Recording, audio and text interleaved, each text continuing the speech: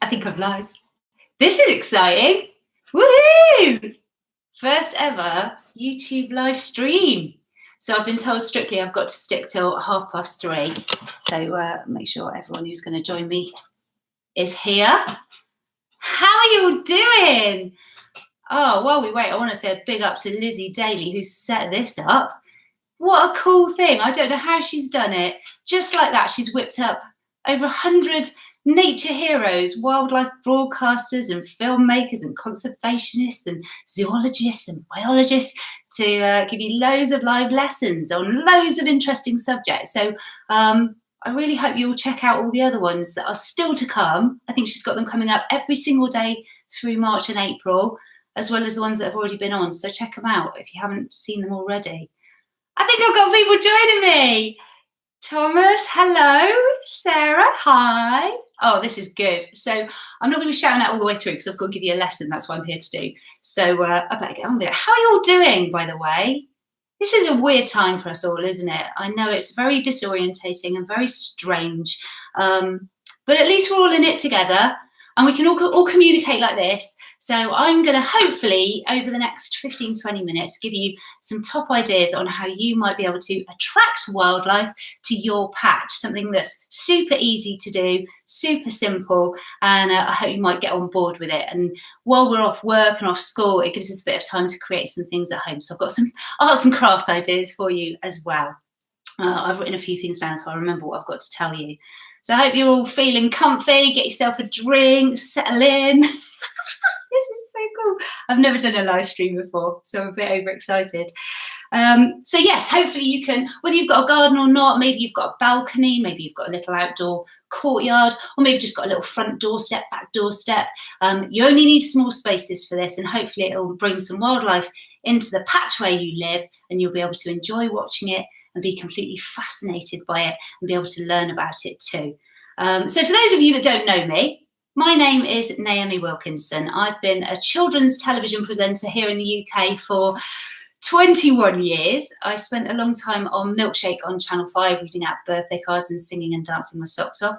And then for the last 11 years, I have been presenting for CBBC, a little bit of Countryfile as well. But the main reason I'm here on these Earth Live lessons is because over my time with CBBC, I've made quite a few series with the BBC Natural History Unit in Bristol, my hometown. Big up to any Bristolians watching today. So I made 4 series of a programme called Naomi's Nightmares of Nature. They sent me off around the globe to try and find the nasty nightmares of the natural world. Some that weren't half as terrifying as I thought they were going to be, and others that scared my socks off. So I think that's called Deadly Nightmares of Nature in some parts of the world. So you might know it as that if you don't live in the UK. But I also was lucky enough to present lots of series of Saturday morning live kids TV. They say don't work with children and animals. I say do both and do it on live TV because there isn't a thrill like it. So I did 2 series of a show called Live and Deadly with the lovely Steve Backshall, who many of you will know from Deadly 60. And I believe Steve is going to be doing one of these live lessons soon. So keep watching Lizzie's channel and she'll let you know when that will be happening. And I also did 2 series of Wild with my lovely friends Tim Warwood and Razi Chinyanganya. And the premise behind all of those series was to encourage young people to get outdoors, to get active, to try new things, to step out of your comfort zone, and also to look for wildlife and to try and attract it to your patch. So I thought this might be a good idea to dig out some of the old ideas, things that I learnt while I was making those shows that really I loved and really work. I think that's the main thing. You do these things. People say if you put these things out and about for the wildlife, it'll come. And it really works. So I would encourage you to try some of these ideas. So I've got 5 super simple ideas to give you in my little lesson. I've got another 15 minutes to cram them all in. So I'll get on with it. Number 1, I've got a little jingle for you. Number 1. Birds. It's all about birds. My favourite thing. I absolutely love birds. I didn't really know much about birds till I did Live and Deadly, and then I started to have my eyes opened. I started to look up to the skies and notice them. And once you start looking at birds, honestly, they put a smile on your face. And that's what this is all about, putting a smile on our face and enjoying wildlife, helping them out and enjoying them. So what's the best way to get wildlife like birds onto your patch, Naomi, I hear you ask? Good. Well, one of the best ways is to create a bird feeder. Yes, put some food out for them. Who doesn't love a nice meal? So look at this one that I made yesterday. Knock this up in no time at all. My homemade little bird feeder. So can you guess what I made it out of? A little juice carton. That's actually a milk carton I made that one out of. So how do you make it? Very quickly, you get a grown-up to help you cut a big space out the front so that the birds can get to the food. I also cut a couple of wings to make it look a bit more cool so it can fly and to give access to a few more birds, the more the merrier. Then you need to make a little hole in the front and back to push a stick. That's an old chopstick that I just had in my drawer, and that one's a little old lolly stick I had as well. So you need to put holes on the other side that are slightly higher or lower so it doesn't clash in the middle, because that's your little perch for the birds to sit on while they eat. You want to leave a little tray about that big at the bottom. You don't want that too deep. And then fill that with seed after you've decorated it. So I've painted mine, stuck on some plastic bottle tops. I cut out some bits from an old fruit punnet, some card to make the beak and the eyeballs. Little hole in the top, thread some string through, bit of bird seed in there. Bob's your uncle, you've got a brilliant, simple, cheap bird feeder. There are so many ways to make bird feeders online. Google it. You'll find ones made of Lego. You'll find all sorts of ones, but I particularly like this one.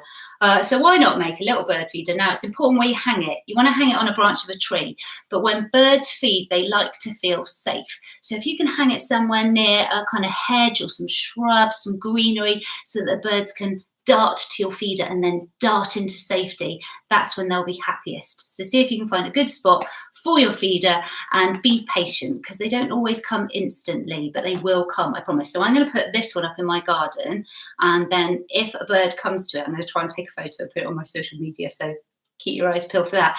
One other really, really simple bird feeder I saw once is just an apple cut in half. Now, I know apples are precious at the moment, so maybe this is something to do when everything has passed. But take an apple, cut it in half, get some black sunflower seeds that have got a really pointy end, and jab the little pointy end of all the sunflower seeds all over the core of the skin of the apple, peel, so it looks like a little mini hedgehog.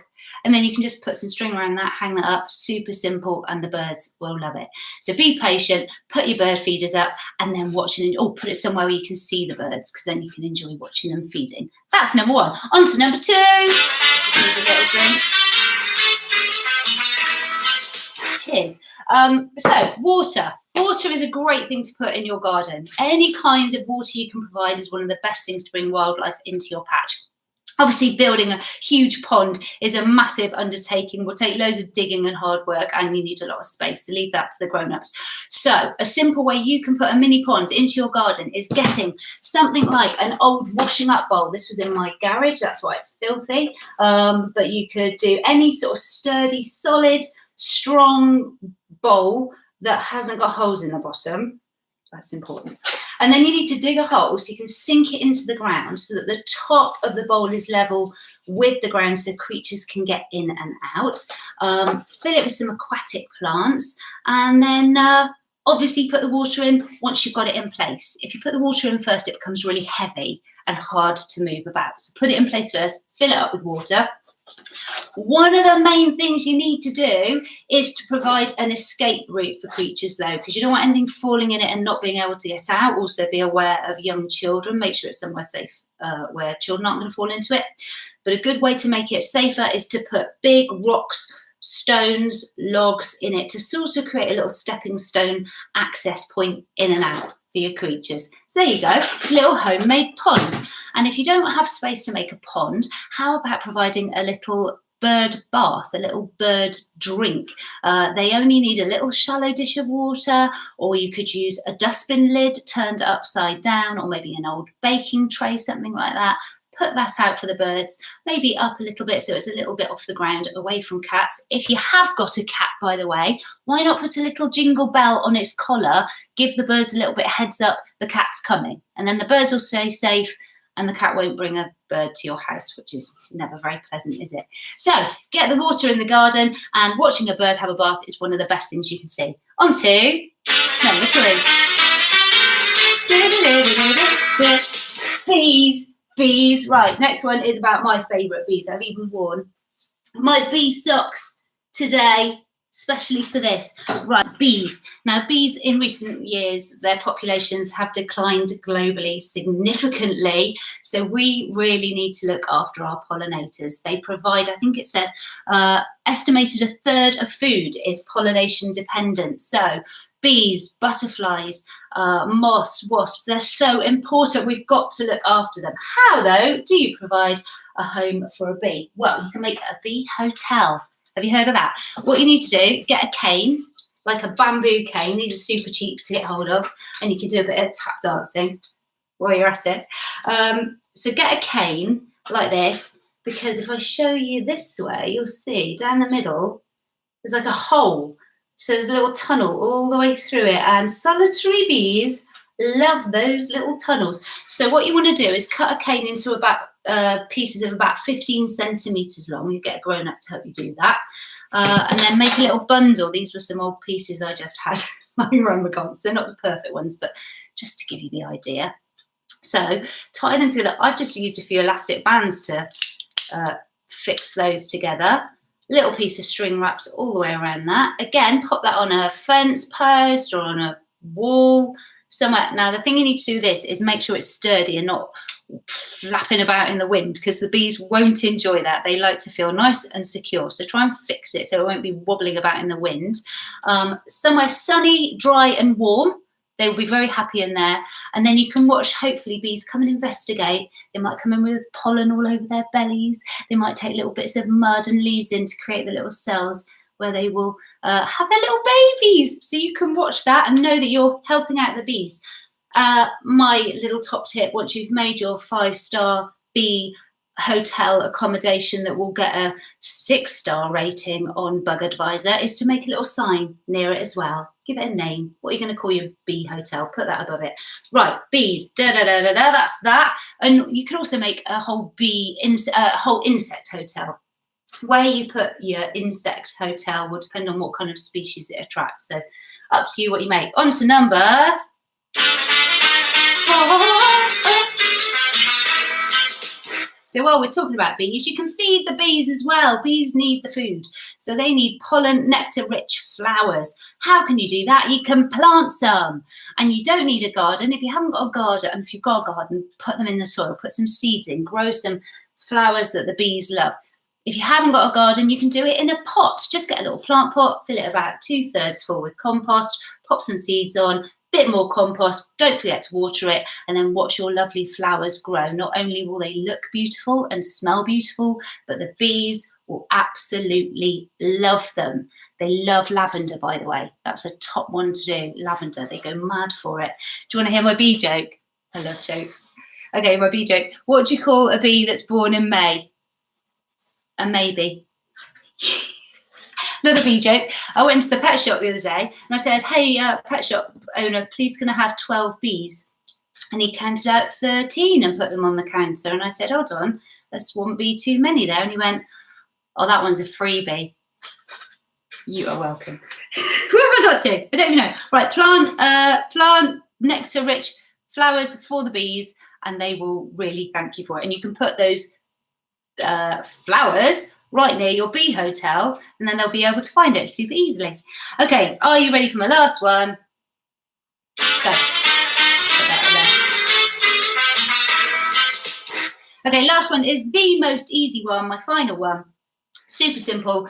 Please just allow a little patch of your, a little area of your patch to go wild.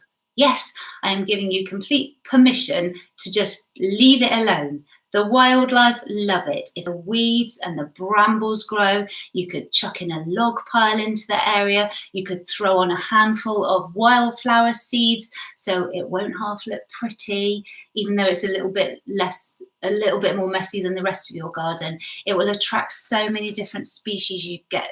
You could also make a big insect hotel in it, and you can use all the sort of messy bits that are around your garden to make a great insect hotel. All those things like old bits of bark, old roof tiles, bricks, stones, hay, straw, dry leaves, all the sort of stuff that's lying around and looking a bit messy. Use that to create a space for wildlife. The more tiny little different shapes, size and spaces for them to like go and hide in, the happier they are. And you'll be helping all sorts of things like spiders and amphibians and reptiles and small mammals and birds. You'll be doing such a good job for the planet. So those are my 5 super simple ideas of how you can attract wildlife into your patch.